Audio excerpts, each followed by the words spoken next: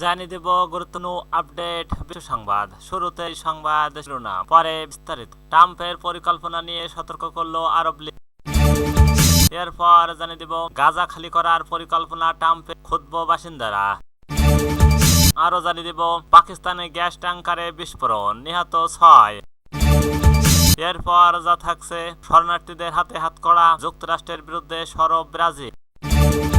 সর্বশেষ নেদারল্যান্ডে জাদুঘরে বিস্ফোরণ ঘটিয়ে সাহসিক চুরি। এতক্ষণ শুনছিলেন সংবাদ শিরোনাম, এবার বিস্তারিত। তার আগে আজকের এই ভিডিও সম্পর্কে আপনার মূল্যবান মতামত। ভিডিও ভালো লাগলে লাইক, কমেন্ট ও শেয়ার করে সবাইকে দেখার সুযোগ করে দিন। ট্রাম্পের পরিকল্পনা নিয়ে সতর্ক করল আরব লীগ। ফিলিস্তিনি জনগণকে তাদের উৎখাত করার চেষ্টার বিরুদ্ধে সতর্ক করে দিয়েছে আরব লীগ। গাজাকে খালি করার বিষয়ে মার্কিন প্রেসিডেন্ট ডোনাল্ড ট্রাম্পের মন্তব্যের পর রোববার 26 জানুয়ারি আরব লীগ ব্রু আপত্তি জানিয়েছেন। আঞ্চলিক জোটটি জেনারেল সেক্রেটারি এক বলছে জোরপূর্বক বাস্তুচ্যুত করা এবং তাদের ফিলিস্তিন থেকে মানুষদের উচ্ছেদকে কেবল জাতিগত নিধন বলা যেতে পারে। এতে বলা হয় বাস্তুচ্যুত সংযোগ এবং বসতি সম্প্রসারণের মাধ্যমে ফিলিস্তিনি জনগণকে তাদের ভূমি থেকে উচ্ছেদ করার চেষ্টা অতীতেও ব্যর্থ হয়েছে বলে প্রমাণিত। এর আগে রোববার মিশর ও ট্রাম্পের প্রস্তাবে তীব্র আপত্তি জানান কায়রোর পররাষ্ট্র মন্ত্রণালয় এক বিবৃতিতে গাজার জনগণ ভূমিতেই থাকবে বলে দৃঢ় অবস্থান ব্যক্ত করে। গাজায় 15 মাসের যুদ্ধের পর গত শনিবার ট্রাম্প বলেন গাজা একটি ধ্বংসযোগ্য স্থানে পরিণত হয়েছে। তিনি চান মিশর ও জর্ডান গাজার লোকজনকে নিয়ে যাক। মিশরের প্রেসিডেন্ট আবদেল ফাতাহ আল বারবার হুঁশিয়ারি উচ্চারণ করেছে গাজাবাসীদের যে কোনো বাস্তুচ্যুতের লক্ষ্য কেবল ফিলিস্তিনি রাষ্ট্র উন্মূল করা। ট্রাম্পের পরামর্শকে রেড লাইন হিসেবে বর্ণনা করেছে, যা মিশরের জাতীয় নিরাপত্তার জন্য হুমকি। গাজা খালি করার পরিকল্পনা ট্রাম্পের ক্ষুব্ধ বাসিন্দারা।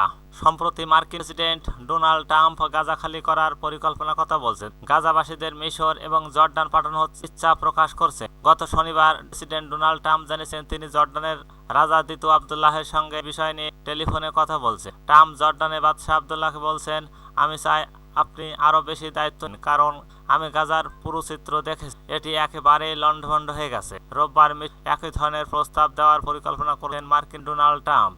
তবে এটা স্বল্প নাকি দীর্ঘমেয়াদের জন্য এমন প্রশ্নে ট্রাম্প এই পদক্ষেপ স্বল্প মেয়াদী কিংবা দীর্ঘমেয়াদীও হতে পারে। তার মার্কিন প্রেসিডেন্টের প্রস্তাবের বিরুদ্ধে অবস্থান নিয়েছেন হামাস বলছে এই উদ্যোগ বা প্রস্তাবনা গাজার ফিলিস্তিনের জন্য ক্ষোভের কারণ হতে পারে, কারণ তারা এই ভূখণ্ডকে তাদের নিজ ভিটা মাটি হিসেবেই দেখে। হামাসের রাজনৈতিক ব্যুরোর সদস্য বাসিম নাইমকে বলছেন 15 মাস ধরে গাজার ফিলিস্তিনবাসী যুদ্ধ ভয় উপেক্ষা করে সবকিছু সহ করেছে, কিন্তু তারা তাদের ভূখণ্ড ছেড়ে যাননি। এখনো তারা এই ধরনের প্রস্তাবনা বা সমাধান গ্রহণ করবেন না, এমনকি সেটি যদি পুনর্গঠনের নামেও ভালো উদ্দেশ্য হয়ে থাকে। তিনি আরো বলেন, গাজাবাসী যেমন আগেও তাদের বাস্তুচ্যুত করার সব ষড়যন্ত্র ব্যর্থ করেছে, এখনো এমন কোনো উদ্যোগ নেওয়া হলে তা ব্যর্থ। গাজার 20 লাখের বেশি মানুষ গত 15 মাসে ইসরায়েলের সঙ্গে যুদ্ধ বাস্তুহারা হয়েছে। যুদ্ধ গাজার বেশিরভাগ অবকাঠামোই ধ্বংস করে দিয়ে জাতিসংঘের ধারণা গাজার 60% অবকাঠামো এর সময় ক্ষতিগ্রস্ত বা পুরো ধ্বংস,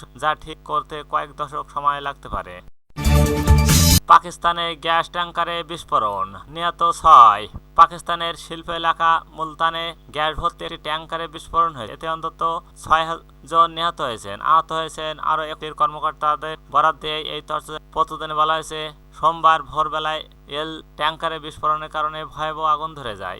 ওই অঞ্চলের আশপাশে অনেক ক্ষয়ক্ষতি। উদ্ধার কর্মকর্তারা বলছেন 6 ঘন্টা চেষ্টার পর আগুন নিয়ন্ত্রণে আসে। এতে কাজ করে দমকল বাহিনীর অন্তত 10টি গাড়ি। প্রাথমিকভাবে 5 জনের প্রাণহানির খবর পাওয়া গেলেও পরবর্তীতে ক্ষতিগ্রস্ত এক বাড়ি থেকে আরেকজনের লাশ পাওয়া যায়। নিহতের মধ্যে এক শিশু, 2 নারীও আছে। পুলিশের পক্ষ থেকে বলা হয়েছে ঘটনাস্থলের আশেপাশে অন্তত 20টি বাড়ি পড়ে গেছে। এছাড়া আরো 70টি বাড়ি আংশিক। মুলতানের সিটি পুলিশ অফিসার সাদিক আলীকে বলছে কয়েকটি বাড়ি পুড়ে গেছে এবং আগুন গবাদি পুড়ে মারা গেছে। তিনি জানান, শিল্প এলাকায় পার্কিং করা একটি ট্যাঙ্ক গ্যাস লিক হয়েছে, এই কারণে বিস্ফোরণ হতে পারে বলে ধারণা করা হচ্ছে। আহতদের মধ্যে 13 জনের অবস্থা গুরুতর বলে বলা হয়েছে।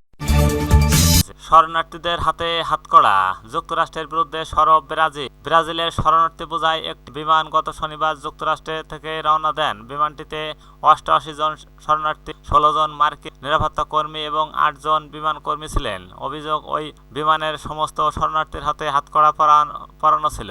ডয়েচ ভেলের প্রতিবেদনে বলা হয়েছে, বিমানটির নামার কথা ছিল বেলো হরাইজনতে, কিন্তু যান্ত্রিক গোলযোগের জন্য বিমানটি নামে বিমান গেড়াইছে। সেখানে ব্রাজিলের প্রশাসনের চোখে পড়ে শরণার্থীদের হাতে হাতকড়া পরানো।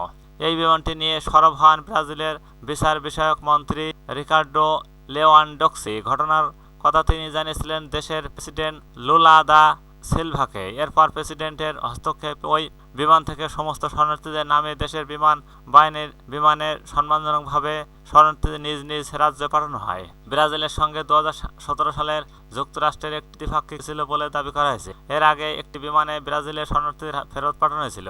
তবে এবার যেভাবে তাদের হাতে হাতকড়া পরানো হয়েছে তা নিয়ে রীতিমতো সোচ্চার ব্রাজিল।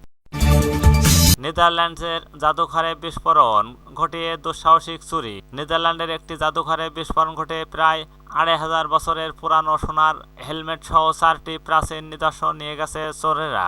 ডাচ পুলিশ জানিয়েছেন স্থানীয় সময় সোমবার ভোরের দিকে অ্যাসেনের ডেন্টস ও মিউজিয়ামে এই দুঃসাহসিক ঘটনা ঘটে।